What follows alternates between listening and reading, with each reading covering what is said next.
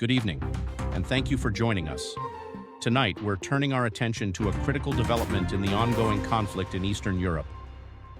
The spotlight is now on the Kursk region, where Russian forces have launched a major offensive targeting the town of Sudzha.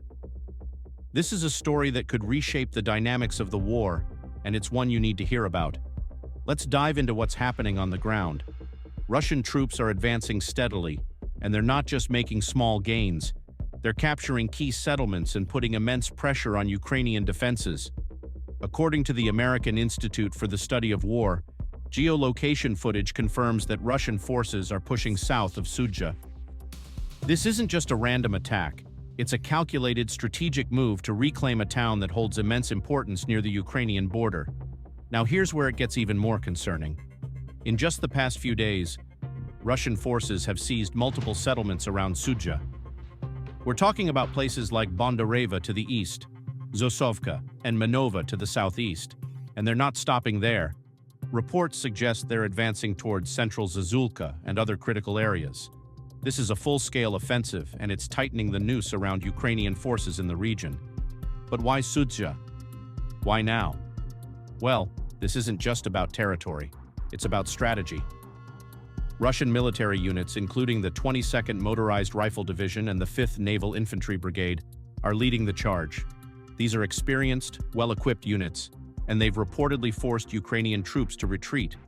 They're now advancing along key highways, cutting off vital supply routes. This is classic military strategy, encirclement, and it's putting Ukrainian forces in an incredibly dangerous position. And it's not just Sudzha that's under fire. Along the Sumy border, Russian reconnaissance and sabotage groups are actively targeting Ukrainian positions. Ukrainian sources have reported a sharp increase in drone and artillery strikes. Imagine the pressure on the ground, constant attacks, constant surveillance, and no room to breathe. The goal here seems clear: destabilize Ukrainian defenses and create chaos along the border. Now let's talk about the human cost of this. Up to 10,000 Ukrainian soldiers are at risk of being encircled. That's 10,000 lives hanging in the balance. And to make matters worse, Ukraine's access to U.S. intelligence has reportedly been limited following a recent policy shift. This means Ukrainian forces are fighting with fewer resources and less critical information than they had before. It's like fighting with one hand tied behind your back. Timing is everything in this conflict. Russia appears to be pushing hard to secure Sudzha before spring conditions make large-scale operations more difficult. This is a calculated move to consolidate their gains and strengthen their position in the region. If they succeed, it could mark a significant setback for Ukraine. Remember, Ukraine had captured Sudzha just last year in August 2024. Losing it now would be a devastating blow. The battle for Sudzha is shaping up to be a pivotal moment in this war. Ukrainian forces are facing mounting challenges.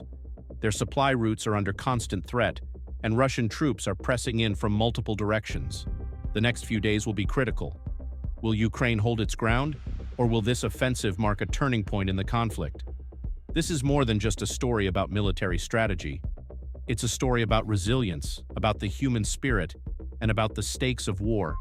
It's about the people on the ground, soldiers, families, communities, who are living through this every single day. And it's about the global implications of what happens next. So what can you do? Stay informed, share this story, talk about it. The world needs to know what's happening in Sudzha, in Kursk, and across this conflict zone.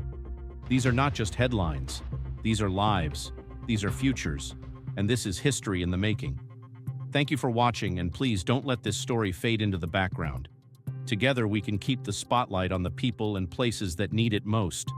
Stay tuned for more updates, and as always, stay safe and stay informed.